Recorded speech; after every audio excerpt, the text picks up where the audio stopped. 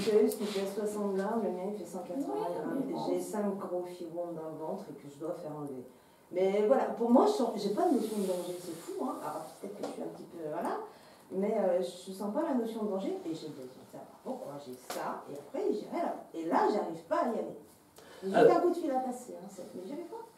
Alors, peut-être que le travail que tu dois faire, il est différent.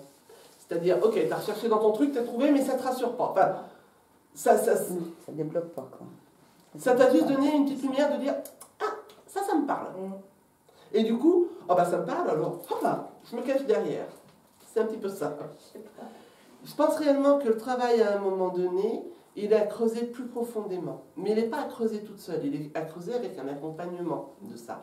Pourquoi aujourd'hui, alors que tu es consciente qu'on a doublé le poids de l'utérus, triplé même, excuse-moi, triplé, je ne sais pas toujours compter madame, triplé, j'avais déjà oublié ce que tu avais dit, triplé, qu'est-ce qui fait aujourd'hui que tu te retiens encore? On peut mettre, ben non, t'en sais rien. Et c'est ça qu'il faut trouver. Et c'est peut-être ça à un moment donné où il y a peut-être besoin d'un... Alors, le mot, il fait peur à tout le monde, il est pénible, il est fiandise, tout ce que tu veux, mais très souvent, c'est avec des rendez-vous de thérapie qu'on va les creuser dans l'émotionnel et savoir pourquoi, à un moment donné, ton émotionnel, il bloque. Parce que c'est pas ton corps qui bloque. Ton corps, aujourd'hui, il te dit... hein, voilà. Mais toi, alors, tu vas te cacher encore derrière un truc. Non, tu comprends, je comprends, je veux bien me faire opérer. Mais je veux comprendre avant pourquoi. Donc, quelque part, tu es encore en train de faire... Ouais, mais c'est complètement con ce que je suis en train de faire. Parce que j'ai mal, parce que j'ai des crises, parce que si, parce que là. Et mal, donc pourquoi l'acceptation bloque? C'est ça qu'il faut trouver. C'est pas.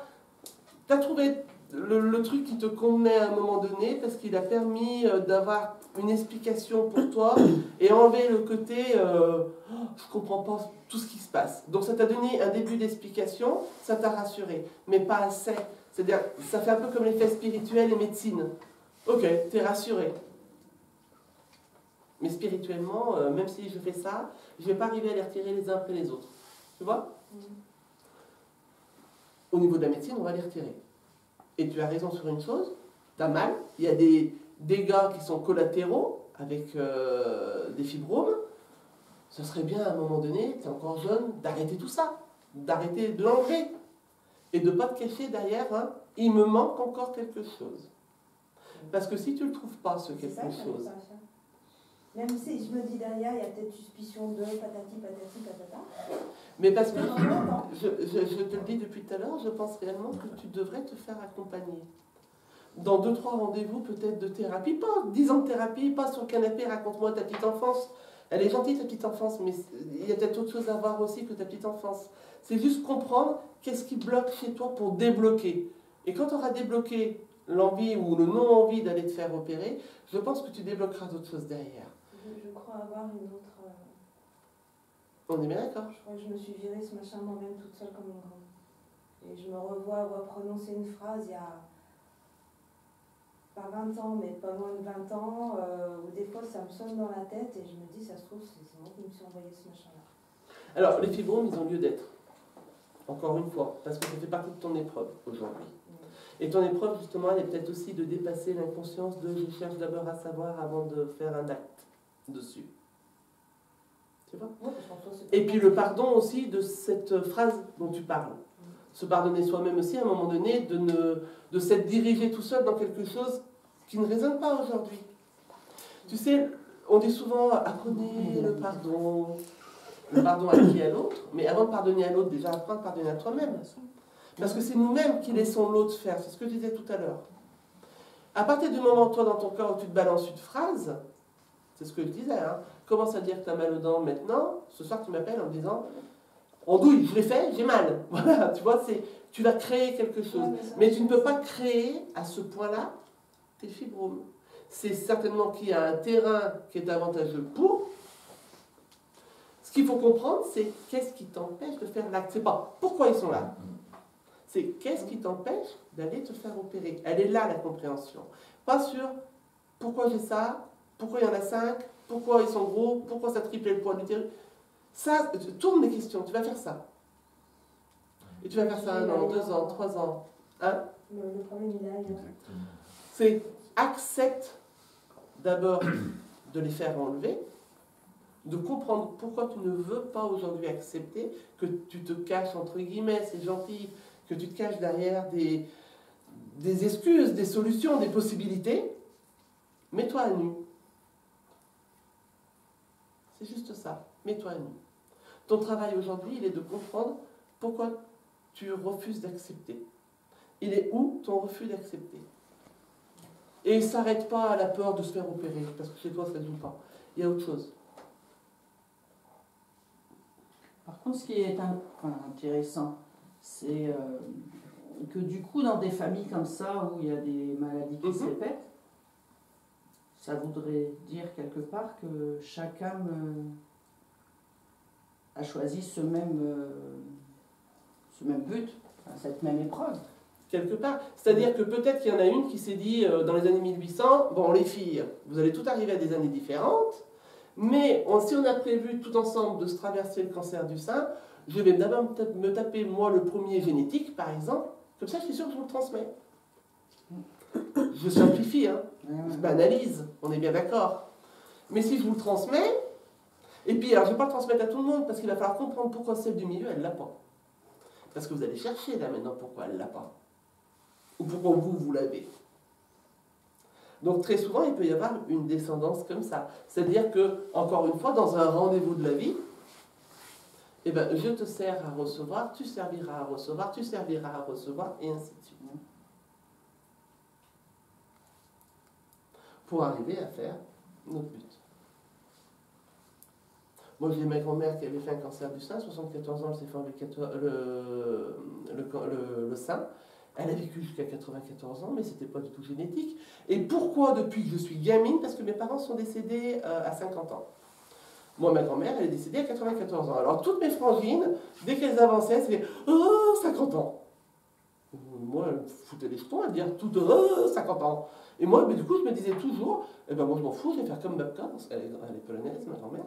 Je vais faire comme Babka, 94 ans. » J'avais oublié de faire comme Babka, qu'elle avait eu un cancer du sein, je suis la seule des frangines à l'avoir eu. À avoir subi la radiothérapie, une opération et tout ce qui va avec. Est-ce que c'est parce que j'ai toujours dit je vais faire comme elle? Ou est-ce que c'est en disant cette phrase, inconsciemment, je savais que j'allais faire comme elle? En tout cas sur le cancer. Tout dépend du sens qu'on met à nos révélations. Est-ce que c'est la cause? Est-ce que c'est l'effet?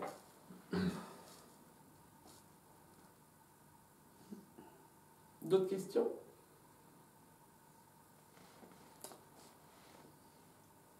Depuis tout à l'heure, vous parlez de résonance. Est-ce qu'il y a un moyen de couper cette résonance? De dire maintenant, stop, je veux plus que ça résonne? Ça dépend. Si elle doit se faire sur votre chemin, non. Malheureusement. Enfin, malheureusement ou heureusement, parce que ça respecte. Après, si c'est une résonance qu'on s'impose, oui. D'accord.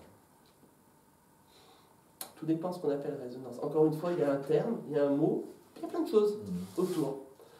Moi, je vais vous dire que votre jean, il est bleu, vous allez peut-être me dire, bah non, il est noir. Mais qu'est-ce qui fait qu'on est tort tous les deux, puisqu'on a une vision différente de votre jean. D'accord?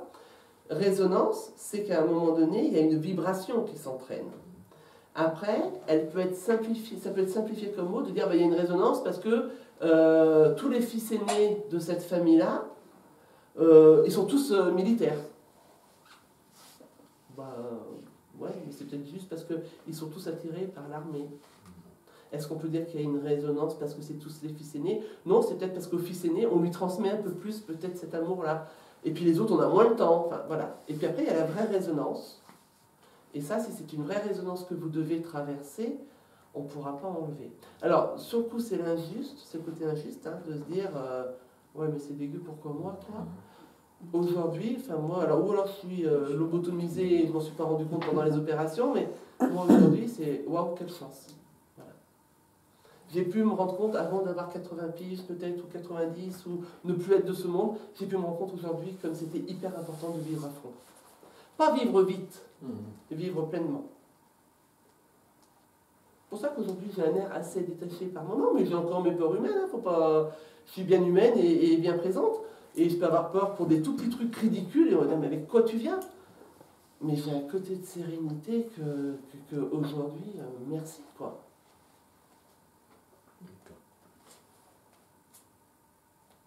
Il faut vraiment souvent enlever le côté injuste, il faut vraiment souvent sortir du lot un petit peu de la reconnaissance, de la victimisation, de tout ça, parce que on s'en sert à toutes les sauces, j'ai été la première à le faire.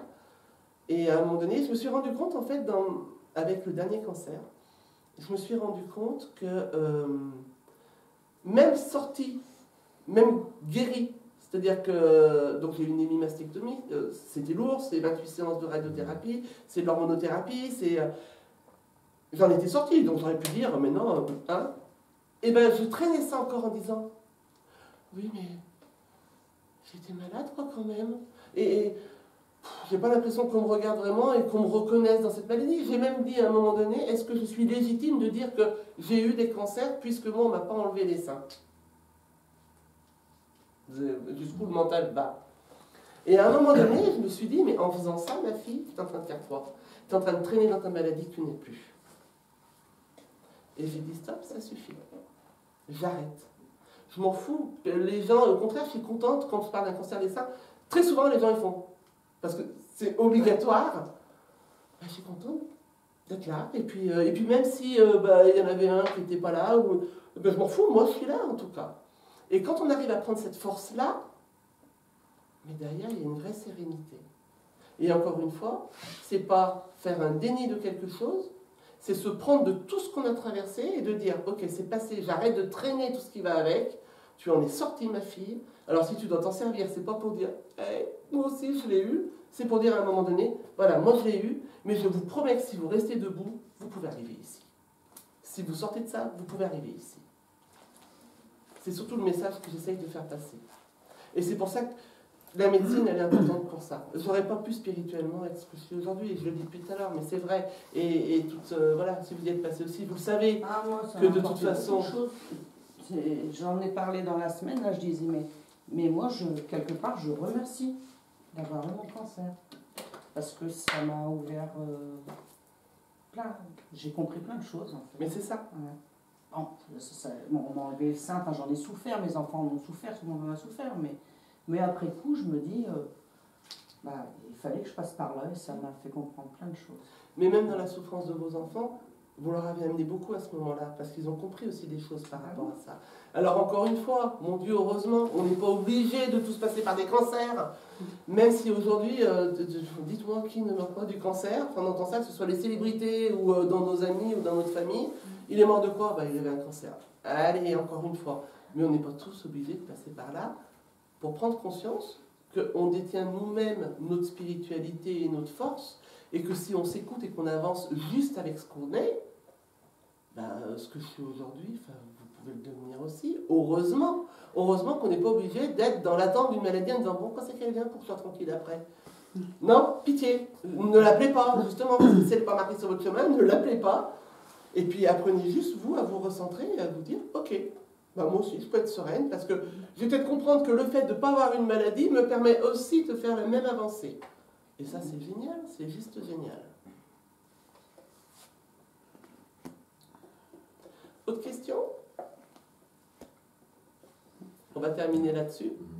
On va juste se rappeler sur cette phrase-là, c'est que ce qui nous appartient aujourd'hui, ce qui nous tient dans notre main et ce qui est important de transmettre quand on veut transmettre la spiritualité, c'est de toujours se rappeler qu'est-ce qu'on en fait, comment on va le transmettre, quel message on donne, parce qu'on peut être aussi celui qui va dévier du chemin l'autre. Donc toujours faire attention, c'est pas miraculeux, c'est pas magique, c'est pas Harry Potter. On a une vraie responsabilité là-dedans. Moi, je vous remercie en tout cas d'être venu aujourd'hui et d'avoir porté de l'intérêt à cette première conférence, la première de la saison, et puis certainement une autre à un moment donné. Et pourquoi pas, que fera-t-on de la spiritualité? Ça va me coûter 6 nuits blanches, mais on y arrivera. Merci à tous. Merci.